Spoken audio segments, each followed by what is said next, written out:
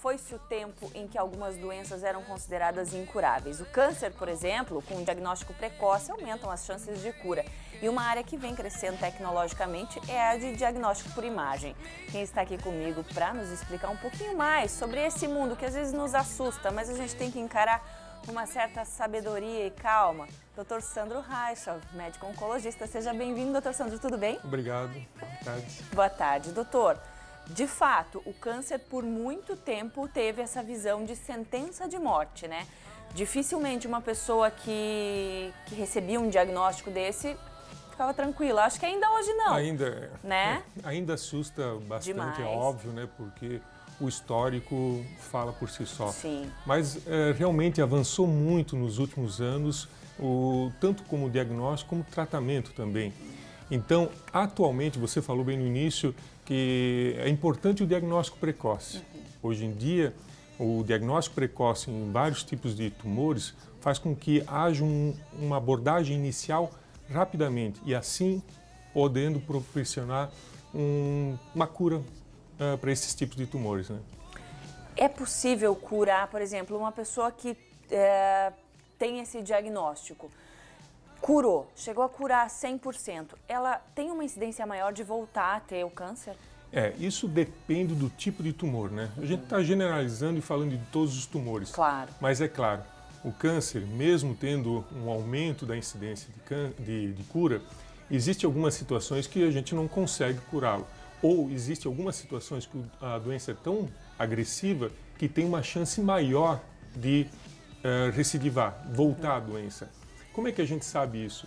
Existem algumas características anatômicas que fazem com que a gente saiba ou preste mais atenção.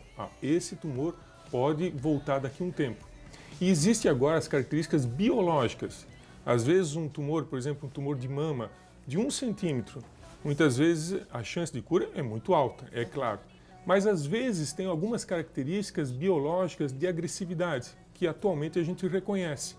E para esses tumores, mesmo uma doença pequenininha de 1 centímetro, nós acabamos oferecendo algum tratamento complementar além da cirurgia, justamente para diminuir a possibilidade de voltar essa doença. Então quer dizer, desculpa interromper, mas quer dizer assim, então as chances de cura estão melhorando, os tratamentos estão melhorando, mas nós continuamos a ficar muito atento com esse tipo de doença. Não dá para relaxar. Não dá para relaxar. Tem que ficar alerta sempre. Vamos falar da incidência. Homens e mulheres têm uma incidência maior dos tipos de câncer? Nós podemos ver nessa tabela que o primeiro câncer para a mulher é a mama, né? E para o homem é o câncer de próstata, né? A mulher, numa maneira geral, tem uma incidência um pouquinho maior do que o homem. Talvez... De uma forma geral, de todos os cânceres. Na nossa região também, além do pulmão, o segundo tipo de câncer mais comum, nós temos o câncer de cólon, que também tem uma incidência alta na nossa região. Na nossa região também o de pele é grande? Isso que eu ia acabar de falar. Que o câncer de pele é interessante que ele não está aqui nessa estatística. Que isso é uma estatística geral, né? Não é só da nossa região. Porque a grande maioria dos cânceres de pele, existem 3 tipos de câncer de pele. O basocelular, o espinocelular e o melanoma. E o basocelular e o espinocelular são cânceres, são aquelas pequenas feridinhas que facilmente são ressecáveis e curáveis. Então isso, na grande maioria, um cirurgião ou dermatologista, mais especificamente, consegue resolver e curar.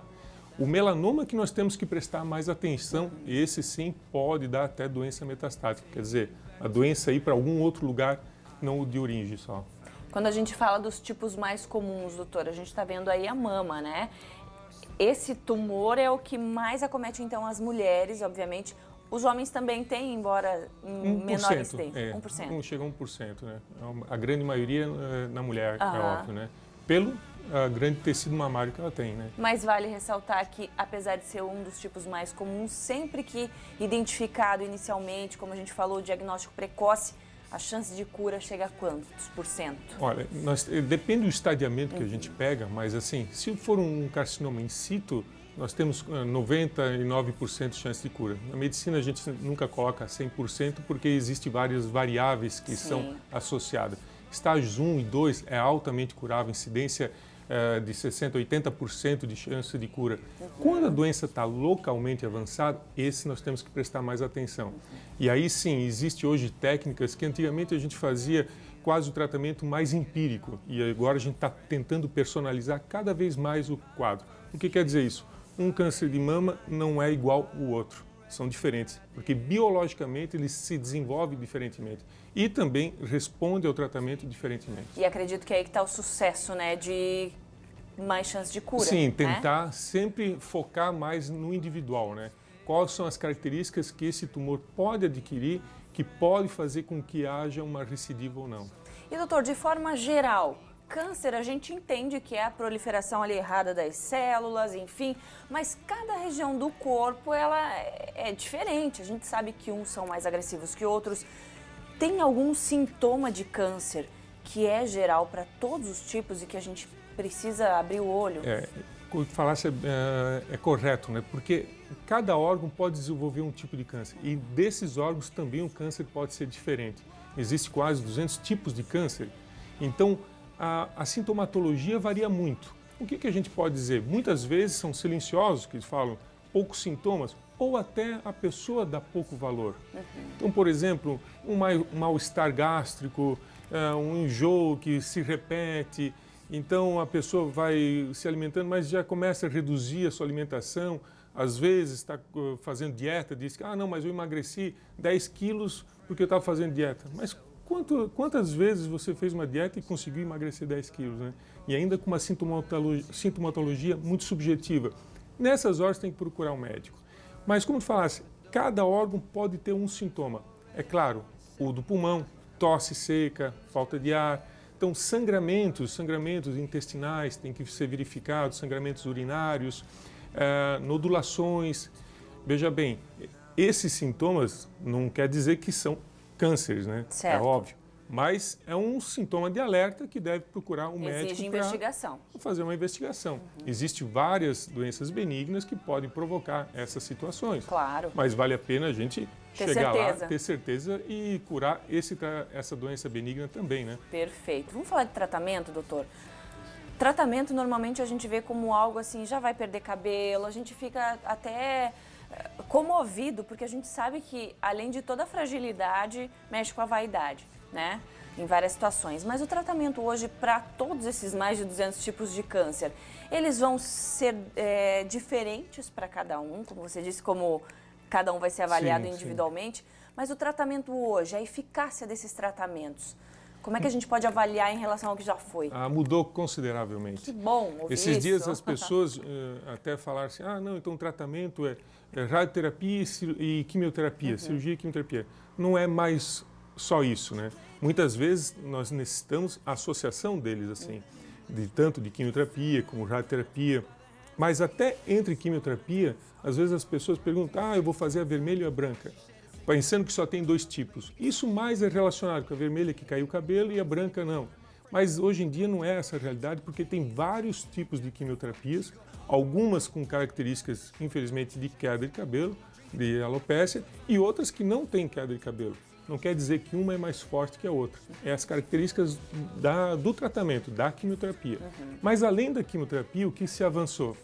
Se avançou principalmente em alvos dentro das células tumorais que a gente identifica e pode usar um medicamento específico para esse alvo.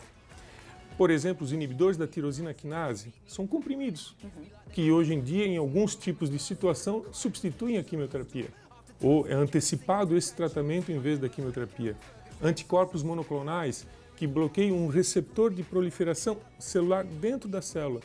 Então também é novidade. Nossa, que legal. Imunoterapia, imunoterapia hoje em dia é o grande avanço que tem na oncologia. Hormonioterapia, que na verdade é o bloqueio de hormônios, isso se faz para o tratamento de câncer de mama, câncer de próstata. Então, para ver, a gente pensa que é só 2 tipos de tratamento, mas existe já 10 tipos de tratamento. Vamos fazer o seguinte, doutor, eu vou deixar aqui já o convite para você voltar, para a gente falar especificamente disso, como é que cada câncer é tratado e como é que a gente pode visualizar aqui na tela do Ver Mais os avanços tecnologia e da medicina para ajudar na luta contra o câncer. Pode ser? Pode ser, porque realmente o assunto é vasto. É vasto, então, né? Então vale a gente tem muito para conversar. Com certeza. Doutor, obrigada por estar aqui com a gente. Vamos voltar a conversar sim. Obrigada. Obrigado.